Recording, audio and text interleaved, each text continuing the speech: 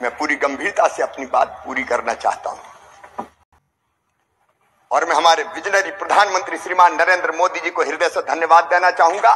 भारत के किसानों की ओर से उन्होंने डिजिटल कृषि मिशन शुरू करने का संकल्प लिया। माननीय अध्यक्ष सभापति जी, मुझे कहते हुए गर्व है कि किसानों को आधार की तरह एक डिजिटल पहचान दी जाएगी। किसान आईडी बनाई जा रही है जिसको किसान की पहचान के रूप में जाना जाएगा। इस किसान आईडी को राज्य के भूमि के रिकॉर्ड के साथ जोड़ा जाएगा। माननीय सभापति जी, अब किसान कोई भी फसल बोएगा, उसके रिकॉर्ड में हेरा फेरी नहीं हो सकती क्योंकि वो डिजिटल है। आदमी गड़बड़ नहीं कर सकता। और फसल अगर बोई गई है तो बोने के बाद जैसी फसल आती है, मोबाइल से वीडियोग्राफी करके उसको सुरक्षित कर दिया जाएगा ताकि कोई फसल कौन सी बोई है उसमें गड़बड़ ना कर सके। और किसानों के नुकसान का आकलन अब हम ये व्यवस्था बना रहे हैं कि आदमी नहीं करेगा, व्यक्ति नहीं करेगा, सीधे रिमोट सेंसिंग के माध्यम से होगा। जैसा नुकसान होगा वो 100% वैसे ही आ जाएगा और किसान को पूरा, जो पात्र किसान है, पूरी राहत दी जाएगी। ये डिजिटल कृषि मिशन का हम प्रारंभ कर रहे हैं। माननीय सभापति महोदय, खेती के लाभ को अगर बढ़ाना है तो होलिस्टिक दृष्टिकोण अपनाना पड़ेगा। मेरे प्रधानमंत्री जी ने मुझे निर्देश दिया कि बैठ के सोचो, खेती और खेती से संबंधित सारे विभाग एक दिशा में कैसे सोचे। विभाग अलग अलग हो सकते हैं सभापति जी, लेकिन हम जानते हैं केमिकल फर्टिलाइजर विभाग अलग है, लेकिन खेती से उसका संबंध है। जल शक्ति विभाग अलग है, खेती से संबंध उसका है। और इसलिए सरकार यह प्रयास कर रही है कि अलग अलग विभाग, चाहे वो एनिमल हस्बेंड्री हो, फिशरीज हो, हॉर्टिकल्चर हो, ये मिलके प्लानिंग करें, एक दिशा में चलें ताकि हम खेती में लाभ को और ज्यादा बढ़ाने का काम कर सकें। एकीकृत दृष्टिकोण ये सरकार अपनाएगी। मोदी है तो मुमकिन है। माननीय सभापति जी, हम कृषि का विविधीकरण करते हैं। माननीय सभापति महोदय, केवल अनाज की खेती नहीं, फलों की खेती, फूलों की खेती, सब्जियों की खेती, औषधि खेती, एग्रो फॉरेस्ट्री, और उसके साथ साथ माननीय सभापति महोदय, पशुपालन, अनेकों प्रकार, मधुमक्खी पालन, अनेकों प्रकार के काम को जोड़ के छोटे और सीमांत किसानों को भी ज्यादा लाभ कैसे हो सके, उसकी योजना ये सरकार बना रही है। मुझे कहते हुए खुशी है माननीय सभापति महोदय, आईसीआर ने अलग अलग एग्रो क्लाइमेटिक जोन के आधार पर विभिन्न जलवायु क्षेत्रों में 74 एकीकृत कृषि प्रणाली विकसित की है। हम ये प्रयत्न कर रहे हैं माननीय सभापति महोदय कि छोटा किसान, 1 हेक्टेयर का किसान, क्योंकि जोत के आकार काफी छोटे हैं हमारे देश में, वो उसमें कैसे लाभ कमा पाए। वो केवल अनाज नहीं, बाकी फसल भी लगाए, उसके साथ सहायक काम भी चलाए।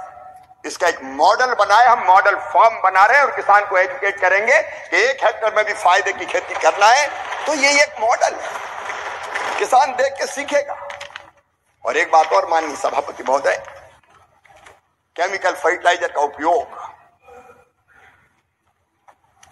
हमारे अन्न के भंडारों को भरने के लिए वरदान साबित हुआ, लेकिन आज मैं आपके माध्यम से सभापति महोदय कहना चाहता हूं कि केमिकल फर्टिलाइजर का उपयोग अंधाधुंध हो रहा है और इसके कारण फसलों पे उसका कुप्रभाव पड़ रहा है। माननीय सभापति महोदय, मैं थोड़ी तकलीफ के साथ कहना चाहता हूं, केमिकल फर्टिलाइजर जरूरी है, लेकिन एक सीमा से अधिक उपयोग हमारी फसलों को भी खराब करता है। कई राज्य ऐसे हैं कि कैंसर एक्सप्रेस जैसी ट्रेनें चल जाती है और हमारी भूमि के स्वास्थ्य को भी खराब कर रहा है। उर्वरा शक्ति कम हो रही है। कीट मारे जा रहे हैं। सभापति महोदय, इस समय बरसात के समय हम देखते थे, एक जमाने में जो गांव में रहते कितने केंचुए आते थे। ये केंचुए सबसे बड़े उर्वरक है। ये धरती में नीचे जाते थे, ऊपर आते थे, उर्वर बनाते थे और वो मिट्टी खाते थे, और मिट्टी जब बाहर देते थे तो वो भी खाद का काम करती थी।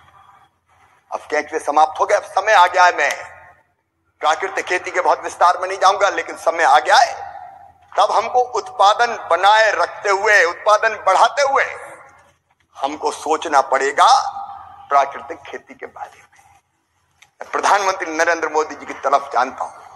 मैं थोड़ा सा समय और लेना चाहूंगा। माननीय सभापति महोदय, माननीय सभापति महोदय, एक दिन प्रधानमंत्री जी, जब मैं मुख्यमंत्री था, मुझे फोन किया। रीवा आने वाले थे मध्य प्रदेश में, और मुझे फोन करके ये कहा कि एक छोटी नाटिका बने जिसमें एक बेटी धरती बने, और अधिक केमिकल फर्टिलाइजर के उपयोग के कारण वो धरती कहे कि मैं तुम्हारी मां हूं, आखिर कितना केमिकल फर्टिलाइजर डालोगे। उनकी तरफ थी। और इसलिए माननीय सभापति महोदय, मुझे कहते हुए प्रसन्नता है कि हम प्राकृतिक खेती को भी प्रारंभ कर रहे हैं। प्राकृतिक खेती मिशन इस सरकार ने बनाया। प्राकृतिक खेती का अर्थ यह नहीं है कि सारी की सारी जमीन पर किसान प्राकृतिक खेती करे। प्राकृतिक खेती के कई सफल प्रयोग हुए हैं। गुजरात के राज्यपाल देवव्रत जी ने अनेकों प्रयोग किए हैं। कई राज्यों में किसान प्राकृतिक खेती कर रहे हैं, और इसलिए अब धीरे धीरे 1 करोड़ किसानों को सेंसिटाइज करेंगे, जागरण करेंगे। उनमें से 18,75,000 किसानों से जो ट्रेंड होंगे प्राकृतिक खेती में पहले लाएंगे। 7.5 लाख हेक्टेयर जमीन में हम प्रारंभ करेंगे, पूरी जमीन में। और मैं किसानों से आह्वान करना चाहता हूं कि धरती मां के स्वास्थ्य को बनाए रखने के लिए पूरी जमीन में नहीं, अगर 5 एकड़ है तो 1 एकड़, 2 एकड़ है तो आधे एकड़ में हम करके देखें। वैज्ञानिक ये सिद्ध कर रहे हैं कि प्राकृतिक खेती से पैदा हुए उत्पाद बहुत पोषक होते हैं, पोषण भी देते हैं, और धरती के स्वास्थ्य को भी ठीक करते हैं, और उत्पादन भी नहीं घटता। इसलिए वैल्यू एडिशन। इसलिए माननीय सभापति महोदय, प्राकृतिक खेती की तरफ ध्यान।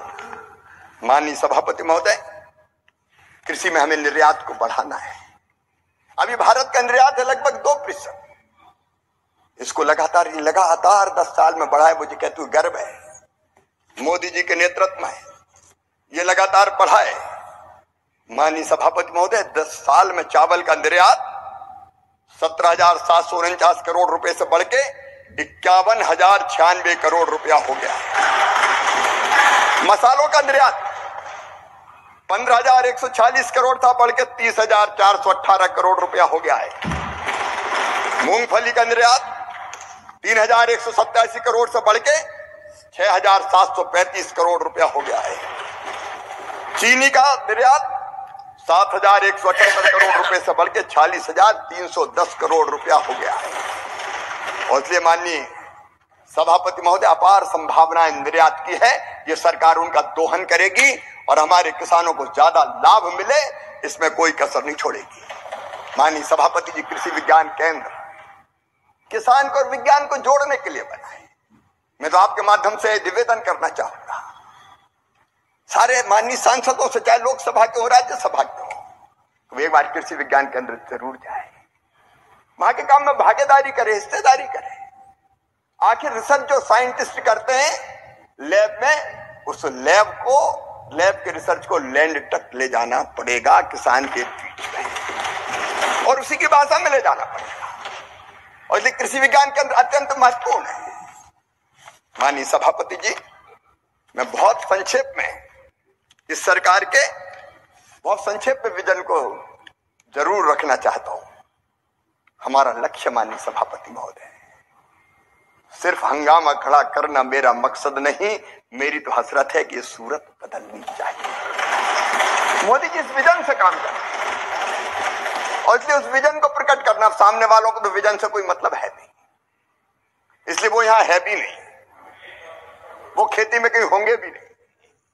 लेकिन माननीय सभापति महोदय, अगले 5 साल में हमारा लक्ष्य जलवायु अनुकूल, क्लाइमेट चेंज के इस दौर में हमको जलवायु अनुकूल बायोफोर्टिफाइड की नई फसलों के किस्में तैयार करनी पड़ेगी। हम 1500 नई किस्में तैयार करने जा रहे हैं। माननीय प्रधानमंत्री जी कुछ दिनों में 109 नई किस्मों को किसानों को समर्पित करने वाले हैं, ताकि बढ़ते हुए तापमान के बाद भी कृषि में उत्पादन लगातार बढ़ते रहे। माननीय सभापति महोदय, वन हेल्थ अप्रोच है प्रधानमंत्री नरेंद्र मोदी की। एक ही चेतना सब में है, वो प्राणियों में है, मनुष्य में भी है, प्राणियों में भी है, जीव जंतुओं में भी, पशु पक्षियों में भी है। थोड़ा सा समय और माननीय सभापति महोदय, थोड़ा सा समय और। बहुत लंबा हो गया माननीय मंत्री जी। जल, जमीन, और आपने सभी पॉइंट कवर कर लिए हैं। थोड़े से और बटे। ये किसानों के लिए बहुत उपयोगी, मैं जल्दी खत्म करता हूं। जल, जमीन, जलवायु, जंगल, जानवर, जीवन, जनता, सबको एक सूत्र में बांधना पड़ेगा। अगर पौधे और पशु स्वस्थ है तो मनुष्य भी स्वस्थ होगा। इस भाव को अगर जाना तो नरेंद्र मोदी और भारतीय जनता पार्टी की सरकार ने जाना। प्रधानमंत्री श्रीमान नरेंद्र मोदी जी का जो विजन है कि आने वाले 2047 तक भारत न केवल अपनी जनता के लिए पोषण युक्त पर्याप्त अन्न, फल और सब्जियां पैदा करेगा, बल्कि दुनिया का फूड बास्केट भी भारत बन के उभरेगा। कृषि में समस्याएं हैं, लेकिन उनका समाधान भी। सभापति महोदय, मैं आपके माध्यम से किसानों से हम बात करेंगे, जाके किसान संगठनों से भी बात करेंगे। हम संवाद से समाधान की तरफ बढ़ेंगे और सबको साथ लेके आगे चलेंगे। कौन कहता है कि आसमान में सुराख नहीं होता? एक पत्थर तो तबीयत से उछालो यारो। हम परिश्रम की पराकाष्ठा और प्रयत्नों की परिसीमा करके इस देश की कृषि और किसान के कल्याण में कोई कसर नहीं छोड़ेंगे। बहुत बहुत धन्यवाद।